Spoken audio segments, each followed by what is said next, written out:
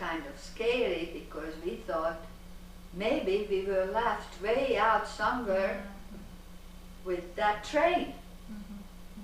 So then from far we heard noises and talk. So we started to knock on the doors and maybe try to open it. Now I don't remember, I remember that we were told that they cannot open because there is a crater underneath us. So there was a bomb crater right underneath the door that they told us how to open it, and the four of us somehow opened that sliding door, you know. And there was a crater, we couldn't get out. That was about 40 feet crater. It's a bomb. Oh my goodness. Was in there before us. So finally we somehow, you know, climbed down. I don't even remember that. But we climbed down, climbed up, climbed over, and it was kind of dark. And we heard people talking German and Hungarian and all kind of languages, you know, full of immigrants. People were going to one direction. So I was asking someone what direction. They said there is a bomb shelter somewhere in there, and that's where we can all go. So we all went. You were in Germany? It was in Germany? It was in Germany, So it was close. It wasn't close to Munich. I don't even remember. I know if I see on the map where it would be, but it was not close. Well, maybe it's with cars close. At that time it wasn't. Close to Augsburg. But Augsburg is about an hour from Munich, so. And off we went into a shelter, bomb shelter. Some people had some food, and they, you know, if you looked, nobody dared to look because then they would give you something. And people didn't have. People were so good, you don't believe. People were so helpful.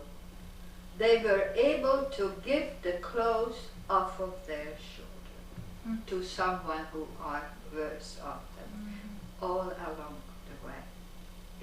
It's really fantastic how people come together, kind of. To help each other? To help each other. Y'all all in the same boat? All on the same boat. We were all in the same boat. So I don't remember then we had been in there for a day or a half, and then they said it's okay to come out, it's no more bombing. And then we went. Then in one, I know that there was a backyard somewhere, and I saw a little child's wagon, that pulling thing of wood. So I went in there, and a woman came out, and I said, I have stocking to change the thing. She looked at me and she says, where would I wear stocking? A farmer woman, a German, a Bavarian farmer woman. Where would I? And I says, well, I have a pack cigarette. Well, no, that is better, she said. Cigarettes, what do you want? I says, we have some stuff, and having it on my back, we put sheets, things in there, and hold it on our back, and it's hard.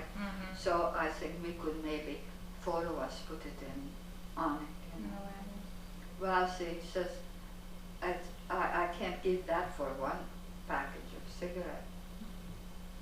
So I said, all I have is 3 packs of cigarettes. I lied, because I had a whole carton of cigarettes. 3 packs, but I'll give you 2. So she was laughing. She says, 3. So I gave Everybody was good in the black market at that time, huh? With the war and all. They did not know how to read and write, but they knew how to do that. So I got the carriage, the little wagon, Viola, that's how they call it. And I took it back to Mom and Elizabeth, and I don't remember the other girl's name. It's interesting. So we put our stuff and then we walked. And one girl wanted to go to Augsburg, what is not very far from you. And I wanted to reach the Red Cross to see if Shani somehow wrote or whatever, you know. So you already felt attached to him, even though it hadn't been that long that you'd met That him? was one friend, you know. Yeah. Right, a contact. Oh yes, Yeah. definitely. Somebody you knew that could help. And we've been together at that day when we were from Hungary, walking and driving and walking to Austria. That was about 10 hours, you know, constantly together. We could talk and everything, and then we got out of the car, and the chauffeur driven the car. There was about 6 people in there, and once in a while we got out of the car so they could sleep a little bit and stuff. So there's a lots of talk went on. I don't really, I know that I felt like we belonged together. And I think he was too. Because my mother was so detached at that time, and the girls too. We didn't have too much to. One girl, the one who had, she was pregnant, and she was so afraid that she's going to lose that baby. And if she has the baby, my mother was kind of rough because she was telling her, well, why do you plan of having it? Maybe you can lose it, then you would be better off. You don't know what's going to happen. That's true. And she says, I want my baby. I want my husband. I want my family. So she plainly somehow rejected the one question what we all had on our mind a little bit, that we might not meet ever. How do we know what they do? It was bombing, it was war. Her husband, you mean? To the husbands. Yeah. What happened to those guys? The other girl got married about a month before. You know, she was halfway on a honeymoon, she had to run. You know, so they loved their man, and the one with the, one with the baby, they were very well to do. She was from a very good family, very educated, a lovely person. Interesting how the more learned, I bet she never cleaned or done anything at home. Right. You know, because she was, the first thing always was, she was helping to keep clean. She was helping to wash the floors, like she would have done that all her life. Everybody, yeah. And it was it was like a panic, though. I mean, you just knew you had to adjust, I guess. We had to adjust. That's it. And those people adjusted. The more intelligent it was, adjusted better than the former poor people who had to do those things. They were always complaining, why should I have, you know, why should I do this or this or that? They done it all their lives, but they didn't want to do it for someone. That was different. But now, then she is the one that we went to Augsburg, and I don't know how did she got off. I think still she on had foot? some kind of, by that time we were on foot. Yeah. On foot, and we tried to Hitchhike. with, they had trucks going from one to another. Trains didn't go quite because the train stations railroad stations were bombed out, most of them. And so the trucks picked up people, where are you going? Going to Augsburg. So she went to Augsburg. We went to Augsburg too, I don't know. I remember, we went to Augsburg, I remember, looking through the main street from the railroad station. Somehow we got there, and I was thinking, they didn't bomb in this town, because it is an old town with beautiful. Then we walked down, and you could see the outer walls were all standing, and inside it was all empty. They were bombed out. Nothing was, just the outer walls standing, and like a prop. Yeah, It's a prop. A prop city. So you thought it was intact, but it wasn't. It wasn't. That's so weird. And that the same thing we saw in Frankfurt. When we went to Frankfurt am Main, I went over to Frankfurt am Main. I left my mother in Donaver, and that was the same thing. It has a big strada, a big road into town, and they were those big old houses, beautiful. There were nothing, just the outer shell. Have no idea. Nobody has any idea who never saw it. What was it like? You know. So, but you see, when you are young, you take things like it was for like granted. You know, it's not my life. So that was it. Then I went into New York and went into this school. To New York. It's to Munich. And in München they had a school, but I forget, they had the schools filled up with immigrants. München was in shambles, you know. That the nicest part of the town anywhere, it's a beautiful old town, it's a beautiful town. That was in shambles. Was it You hard? could walk on the How about street. food and stuff? What, you didn't have any money. We didn't have, oh no, money we didn't have.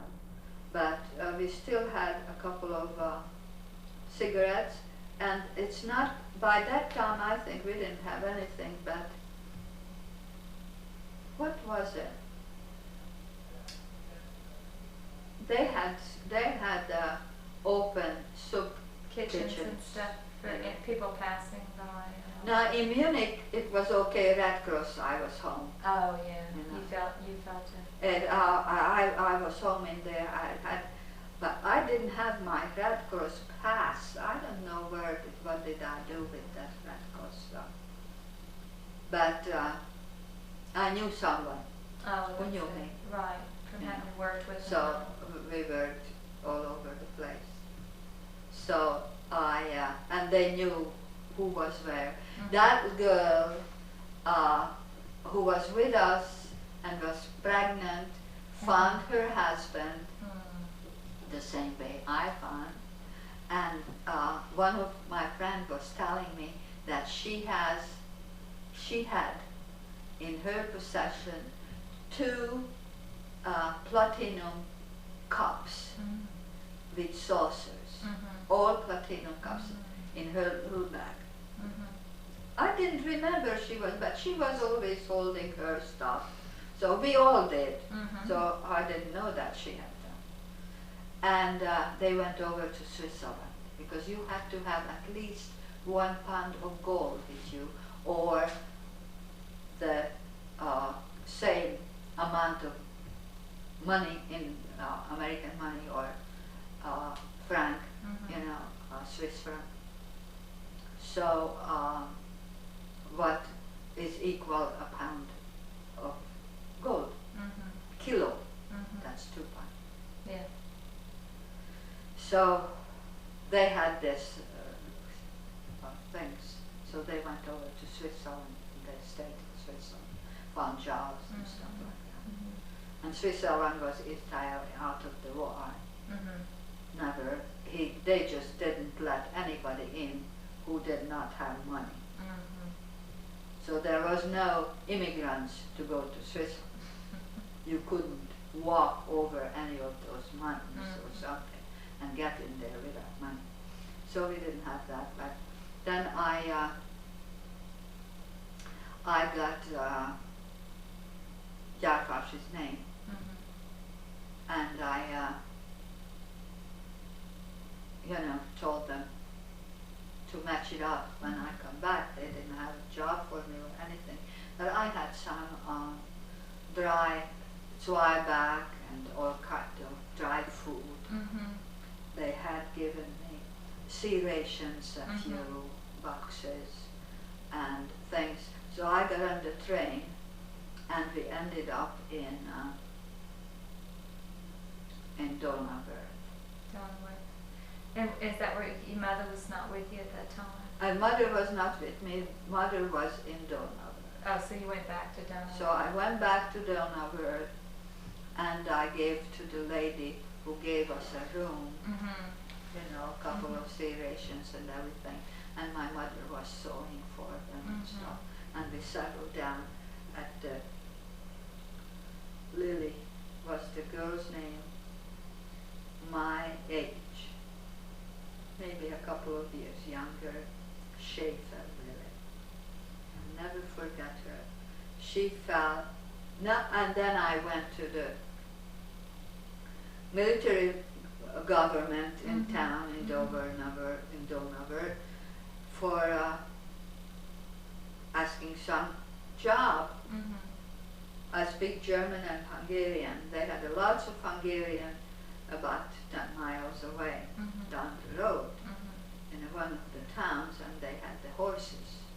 That horse that we were close to when my father was younger. They have been there. So I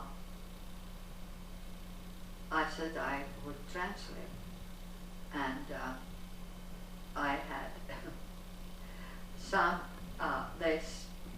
I had okay, I'll be the translator. They had an American boy in there. He was a Jewish boy who spoke some German, not too much. I spoke better than he did. And I worked for him and a Texan. Tex, we called him. From the United States? Yeah, they were American boys. I couldn't understand a word what he was saying.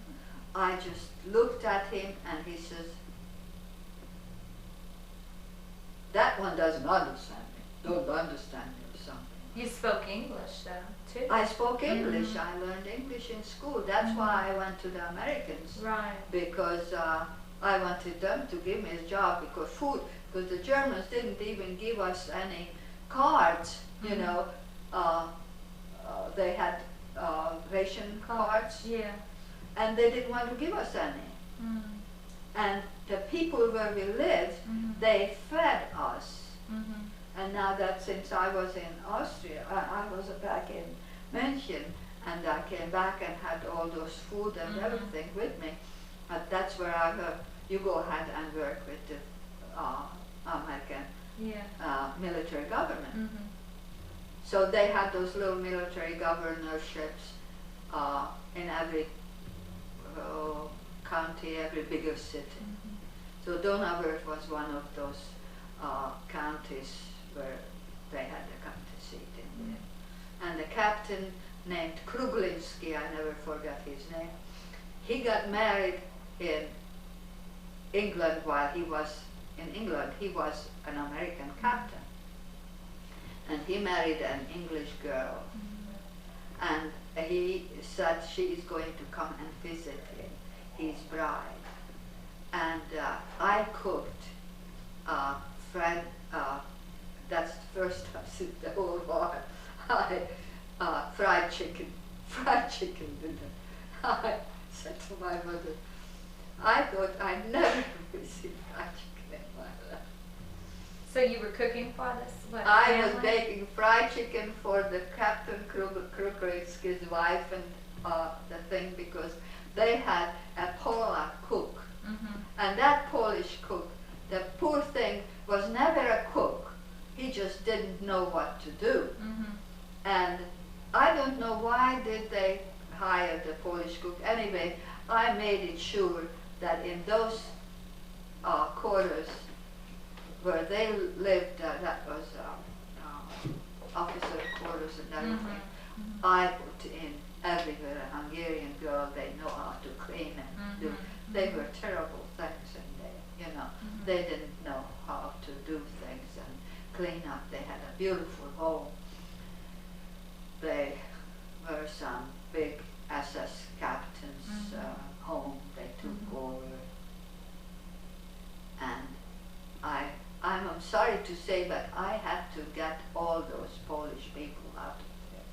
Because they were just former soldiers or so, and they were cooking for these American people. They were cleaning so as much as they could, but they were not adequate to that. So you and your mother were working for the Americans? No. My mother was home sewing for those German people who were keeping us. Right, and then you were with the Americans. I was with the Americans as long as I could and as long as they paid me in German money.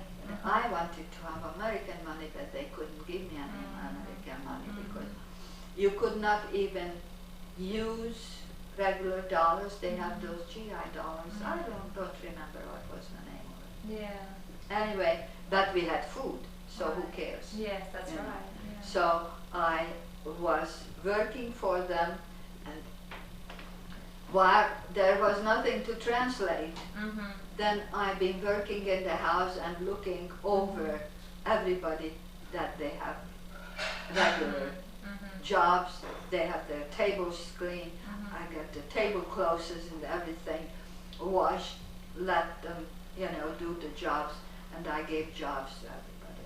There was a Hungarian camp not very far.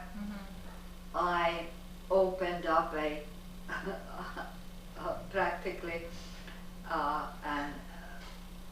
little office, not an office, a room for coming for jobs, replacements and everything. And I gave jobs to every Hungarian in that whole area. Mostly men were there with families, washing dishes, floors, sweeping, whatever they could do, and keeping kitchens and everything, and good cooks. There was 2 ladies who were cooks in big restaurants before, so they really, the captain had a good time, and he was very, very happy. And she was then, his bride came to visit for a month, Mrs. Kruglecki. We had long walks, and she learned to cook Hungarian.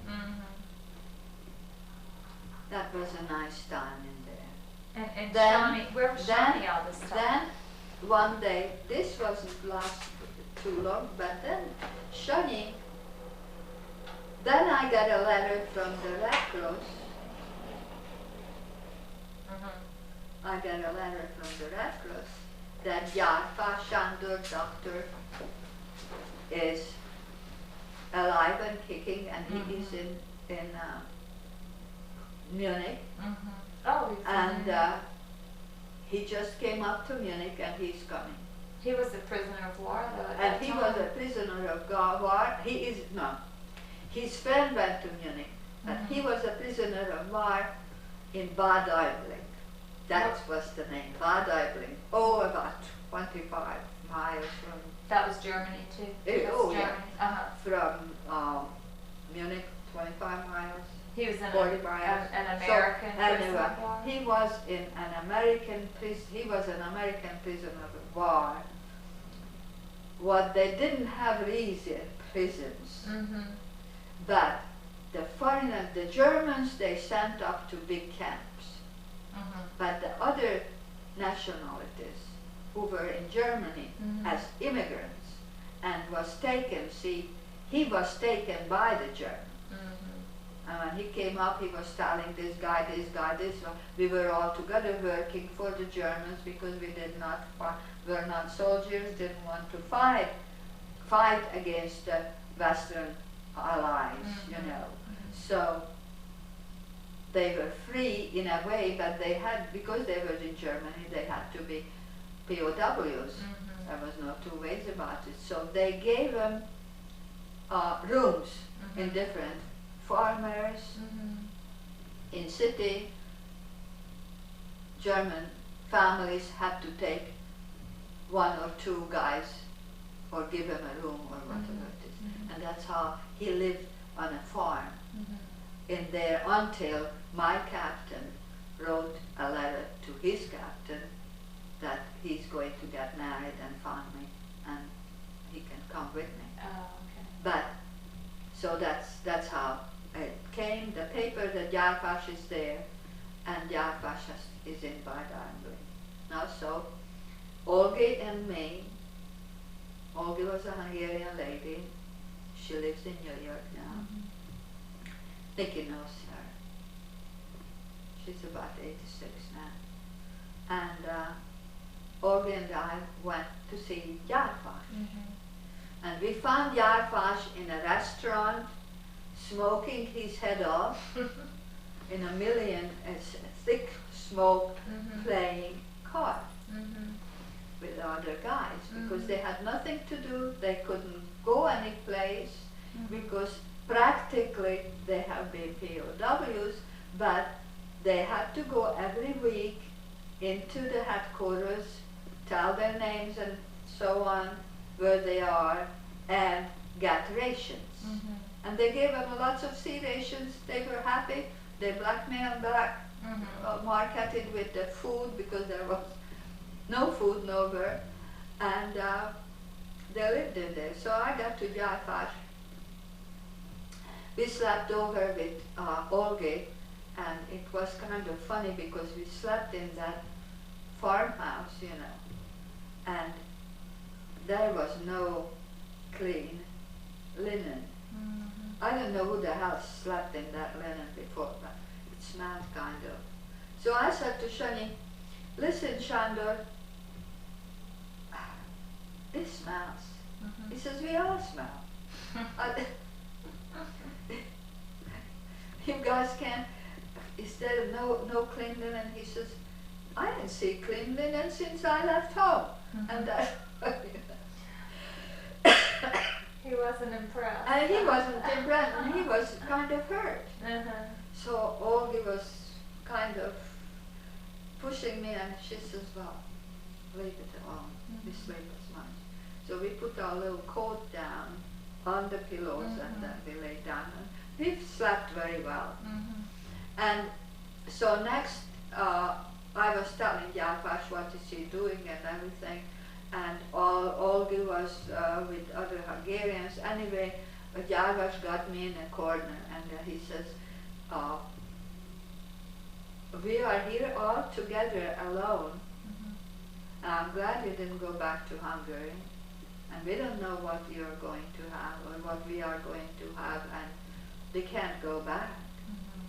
He said, why don't we keep together and everything? I said, oh, well, that's why I came to see you, we keep together. He says, no, I mean, would you marry me? So I said, I don't know. Well, next time I come, I'll tell you. So anyway, I went home, I told everybody else, Gyarfas wants to get married. My mother says, you get engaged and it's good enough. Don't get married. He doesn't have nothing, you don't have nothing. So anyway, that was about 3 months before I saw him the last time. And I changed my mind. I thought, I'm going to marry the guy. Because I kind of felt like we got together, and it's really, we are out in the world, we don't know whether we can go home ever. And if we are not, what are we going to do alone with my mother? I said, well, I am going to get married. It was kind of as a security for you. So, to marry an older man. yeah, help well, you out. I didn't think of it. We had at that time, in my country and in everywhere else, people didn't get married in the same age. The man was always at least 4, 5, or 6 years older. That was because they came out of school, they didn't have enough to get married and keep a wife. They had to have a good job, and